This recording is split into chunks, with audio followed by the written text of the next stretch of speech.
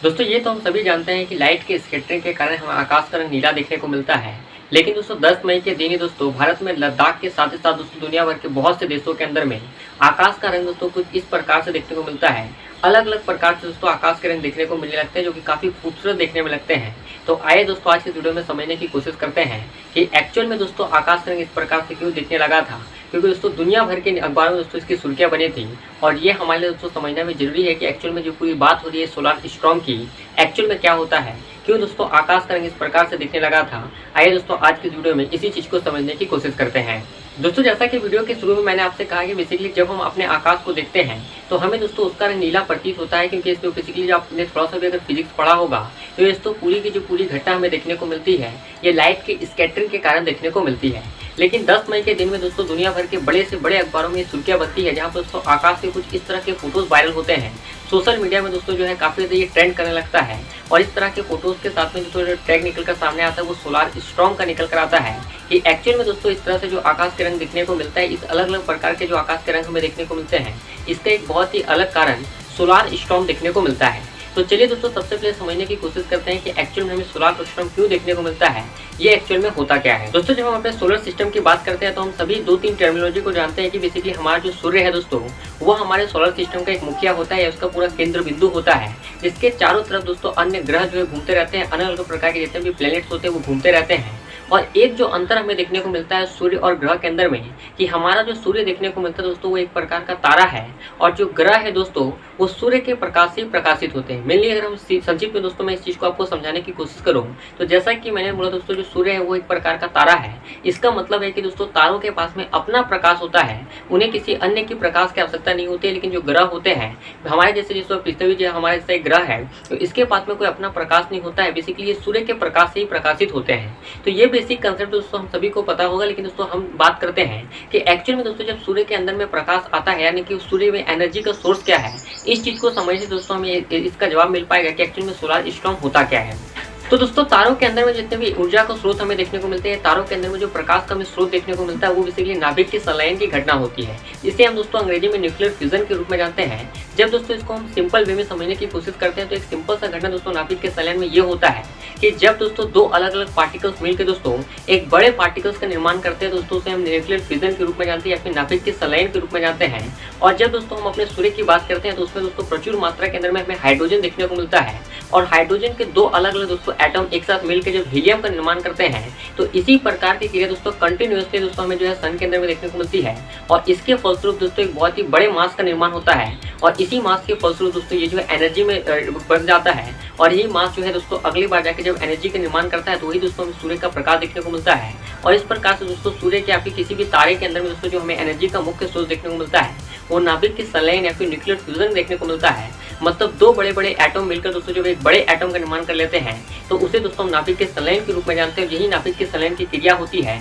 जो हमें सूर्य के अंदर में देखने को मिलती है। हाइड्रोजन तो दोस्तों अलग अलग प्रकार के मिलकर हीलियम का निर्माण करता है दोस्तों, हमें सूर्य के अंदर में एनर्जी का सोर्स देखने को मिलता है। और यही कारण हमें देखने को मिलता है कि दोस्तों जो सूर्य के प्रकाश होते हैं उसके फलस्वरूप दोस्तों अन्य ग्रह जो है प्रकाशित होते रहते हैं। लेकिन कई बार होता है कि दोस्तों ये जो प्रोसेस होती है काफ़ी तेजी से होने के कारण दोस्तों यहाँ पर सूर्य के ऊपर में दोस्तों काफ़ी बड़ी बड़ी लहरें हमें देखने को मिलती है। ये जो सूर्य के प्रकाश की हमें लहरें देखने को मिलती है दोस्तों, इसी को कई बार दोस्तों हम जो है सोलार स्टॉर्म के रूप में जानते हैं। और दोस्तों बेहतरीन भाषा में अगर हम कहें दोस्तों इसको जो है हम कोरोनल मास इजेक्शन के रूप में जानते हैं। बेसिकली जब इससे अलग अलग प्रकार के जो सूर्य के प्रकाश हमें देखने को मिलते हैं वो दोस्तों काफ़ी तीव्र मात्रा में आने लगते हैं तो उसे दोस्तों हम सोलार फ्लेयर के रूप में भी जानते हैं। तो सोलार स्टॉर्म की बात हो, सोलार फ्लेयर की बात हो या फिर कोरोनल मास इंजेक्शन की जो बात करते हैं वो सभी चीज़ें दोस्तों एक ही होती है। ये जो सूर्य के अंदर में दोस्तों नाभिक के संलयन की घटना तेज हो जाती है तो इसके फलस्वरूप दोस्तों जो हमें तेज गति से सूर्य के प्रकाश देखने को मिलता है, इसके फलस्वरूप दोस्तों जो हमें कोरोनल मास इजेक्शन देखने को मिलता है। और दोस्तों कोरोनल मास इजेक्शन जो होता है ये पूरे ब्रह्मांड के लिए दोस्तों काफ़ी खतरनाक होता है,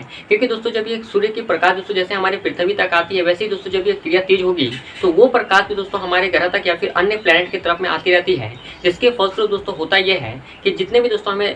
हमारे वायुमंडल के अंदर में हमारे जितने भी दोस्तों सैटेलाइट देखने को मिलते हैं, हमारा जो पूरा ग्रिड सिस्टम देखने को मिलता है, जीपीएस सिस्टम देखने को मिलता है, ये सब दोस्तों इसके फलस्वरूप बिगड़ जाता है। मतलब पूरा अर्थ के अंतर्गत दोस्तों जो कम्युनिकेशन सिस्टम होता है इस सोलार स्टॉर्म के कारण बिगड़ता रहता है। और खास बात ये होता है कि दोस्तों ये जो सोलार सिस्टम होते हैं बेसिकली बताया जाता है कि 10 से 20 सालों के अंदर में आते ही रहते हैं। इसके फलस्वरूप हमेशा ये संभावना बनी रहती है कि जो पूरा कम्युनिकेशन सिस्टम होगा अर्थ का वो हमेशा बिगड़ता रहेगा। और इसी को ध्यान में रखते हुए आपको याद होगा कि दोस्तों हमने एक आदित्य L1 जो हमारा मिशन था उसके ऊपर भी हमने एक वीडियो किया था आपसे, जहां पर हमने आपसे ये बात किया था कि जो हमारा आदित्य L1 मिशन होगा दोस्तों जो हमारे पृथ्वी से भेजा गया है वो दोस्तों जो है सूर्य के लगभग 1.5 करोड़ किलोमीटर के आसपास में भेजा गया है, जो दोस्तों वहां से सूर्य के चारों तरफ घूमेगा और उसके बाद दोस्तों जो कोरोनल मास इजेक्शन की घटना हमें देखने को मिलती है सूर्य के अंदर में उसकी जानकारी हमें देने की कोशिश करेगा। इसी को रिलेटेड दोस्तों आदित्य L1 मिशन को बनाए गए थे, जिसके बारे में मैंने पूरी तरह से चर्चा दोस्तों हमने आदित्य L1 मिशन के वीडियो में किया था। लेकिन दोस्तों अब आपके मन में सवाल चलेगा कि एक्चुअल में जिस तरह के दोस्तों स्टॉर्म हमें देखने को मिला था इस साल, क्या इससे पहले कभी भी स्टॉर्म देखने को मिला है? तो जी हाँ दोस्तों, 2003 के अंदर में दोस्तों इसी प्रकार का एक सोलार स्टॉर्म हमें देखने को मिला था, जिसका नाम दोस्तों हैलोवीन सोलार स्टॉर्म दिया गया था। लेकिन अगर आप पिछले 20 सालों के आसपास देखेंगे तो दोस्तों ये ज्यादा सोलार स्टॉर्म खतरनाक नहीं रहा था। लेकिन दोस्तों यहाँ हमें समझना होगा कि सोलार स्टॉर्म जो हमें देखने को मिलते हैं दोस्तों वो हमारे पूरे पृथ्वी के लिए हानिकारक नहीं होते हैं, क्योंकि दोस्तों जब ये प्रकाश हमारे पृथ्वी तक आते हैं तो हमारा जब दोस्तों हम सभी को पता है कि जो हमारी पृथ्वी है जब दोस्तों ये घूमती है, जब ये रोटेट करती है तो इसका जो बेसिकली अपना एक रोटेशन होता है उसके कारण दोस्तों इसके चारों तरफ आपको एक मैग्नेटिक फील्ड देखने को मिलता है। और ये जो मैग्नेटिक फील्ड देखने को मिलता है दोस्तों हम जानते हैं कि जब भी कोई मैग्नेट होता है उसके तरफ दो पोल आपको देखने को मिलते हैं। एक तो ऊपर की तरफ में दोस्तों आपको नॉर्थ पोल मिलता है, उसी तरह से दोस्तों नीचे की तरफ में आपको साउथ पोल देखने को मिलता है। तो उसी प्रकार से दोस्तों हमारे अर्थ की तरफ में भी नॉर्थ पोल और साउथ पोल देखने को मिलते हैं, जो इन सब चीजों से दोस्तों हमारे जो पूरे पृथ्वी होती है उसकी रक्षा करते हैं। जिस प्रकार से दोस्तों पृथ्वी पे हम ज्यादा इंपैक्ट देखने को नहीं मिलता है। लेकिन दोस्तों जब ये सोलार फ्लेयर दोस्तों हमारे पृथ्वी की तरफ में आते हैं तो इस मैग्नेटिक फील्ड की तरफ दोस्तों वेस्टर्न साइड में और ईस्टर्न साइड में दोस्तों इसका किसी प्रकार का इंपैक्ट देखने को नहीं मिलता है। लेकिन दोस्तों जो नॉर्थ पोल और साउथ पोल देखने को मिलता है वहां पर जो कुछ खाली जगह रह जाते हैं वहां से दोस्तों ये सोलार फ्लेयर जो होते हैं दोस्तों एंट्री कर लेते हैं, जिसके फलस्वरूप दोस्तों उसकी जो कुछ प्रकाशें होती है वो हमें आसमान में देखने को मिलती है। और उसके फलस्वरूप दोस्तों हमने जैसा कि आपसे कहा था कि कुछ इस तरह से दृश्य आपको देखने को मिले थे 10 मई के दिन में, जो दोस्तों बेसिकली नॉर्थ पोल और साउथ पोल के कुछ देशों में देखने को मिले थे। अब दोस्तों इस बात से आपको समझ में आ गया होगा कि एक्चुअल में क्यों दोस्तों भारत के अंदर में लद्दाख के अंदर में ही दोस्तों आकाश का रंग ऐसा देखने को मिला था। अब दोस्तों अगर आप वेस्टर्न इंडिया में या फिर ईस्टर्न इंडिया में रहते हैं तो आपको वहां पर इस तरह के दृश्य देखने को नहीं मिलेंगे, क्योंकि इस प्रकार के जो स्टॉर्म होते हैं ये मेनली नॉर्थ पोल और साउथ पोल में ही आते हैं। और भारत के अंतर्गत जो लद्दाख है दोस्तों पूरी तरह से नॉर्थ में देखने को मिलता है, इसलिए दोस्तों वहां पर इस प्रकार की घटना देखने को मिला था। इस प्रकार का दोस्तों एक सोलार फ्लेयर देखने को मिला था। और खास बात यह है कि दोस्तों ये जब सोलार फ्लेयर नॉर्थ पोल और साउथ पोल में आते हैं तो इसको हम अलग अलग नाम से जानते हैं। जब दोस्तों ये नॉर्थ पोल के अंदर में आते हैं तो दोस्तों इसे जो है हम दोस्तों ऑरोरा बोरियोलिस के रूप में जानते हैं। और जब दोस्तों ये साउथ पोल के अंदर में आते हैं दोस्तों इसे हम ऑरोरा ऑस्ट्रेलिस के रूप में जानते हैं।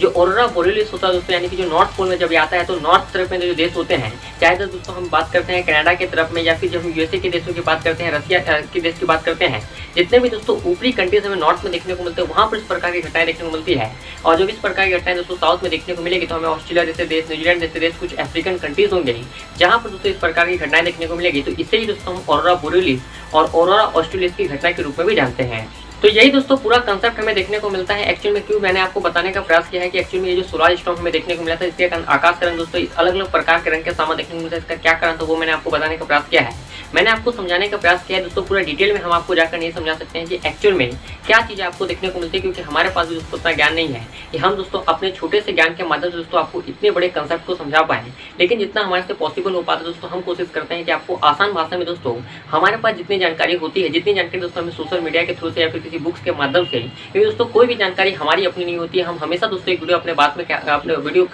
में करते हैं कि दोस्तों कि जितनी भी जानकारी हम आपके साथ में साझा करते हैं दोस्तों जो खबरें में चलती है वही दोस्तों हम आपके साथ में लाकर कॉपी पेस्ट करने का कार्य करते हैं। कोई भी जानकारी हमारी अपनी नहीं होती है, या तो दोस्तों हमने किसी बुक से वो चीज़ को पढ़ा हुआ होता है या फिर दोस्तों हमने किसी भी पेज के माध्यम से, विकीपीडिया के माध्यम से उस चीज़ों को पढ़ के दोस्तों आपके सामने प्रस्तुत करने का प्रयास करते हैं। मेरे पास दोस्तों उतना समय नहीं है कि हम दोस्तों की बुक को लिखें, या मेरे पास उतना समय नहीं है कि दोस्तों हम जाकर, मैं एक रिपोर्टर नहीं हूँ कि दोस्तों जाकर कहीं पर किसी चीज़ों की जानकारी लूँ और उसके बाद दोस्तों आपके सामने एक वीडियो को प्रस्तुत करूँ। जितनी जानकारी दोस्तों पूरे मीडिया के अंदर में उपस्थित रहती है उन्हीं चीज़ों को लाकर दोस्तों आसान भाषा में जिस चीज़ को मैं अपनी भाषा में समझता हूँ उसी तरह से दोस्तों आपको समझाने की मैं कोशिश करता हूँ। और मुझे लगता है कि दोस्तों ये जो मेरा छोटा सा प्रयास रहता है आप सबके लिए ये काफ़ी अच्छा रहता है। अगर आपको लगता है कि दोस्तों हमें अपने वीडियो के अंदर कुछ भी इंप्रूवमेंट की जरूरत होती है, कहीं भी आपको लगता है कि मैंने कुछ भी चीज़ गलत बता दिया है, तो डेफिनेटली दोस्तों नीचे कमेंट करके बताइएगा, क्योंकि इन सब चीज़ों के लिए, आपके सलाहों के लिए दोस्तों हमारा जो कमेंट बॉक्स होता है वो 24 घंटे खुला रहता है। मैंने दोस्तों अपने अकॉर्डिंग आपको समझाने की कोशिश किया कि एक्चुअली में दोस्तों जो स्टार्स होते हैं उसके अंदर में दोस्तों ऊर्जा का, एनर्जी का सोर्स क्या आपको देखने को मिलता है, क्यों दोस्तों ये सोलर स्टॉर्म्स हमें देखने को मिलते हैं, इसका सोलर फ्लेयर्स वगैरह का हमारे अर्थ के क्यों इम्पैक्ट देखने को मिलता है।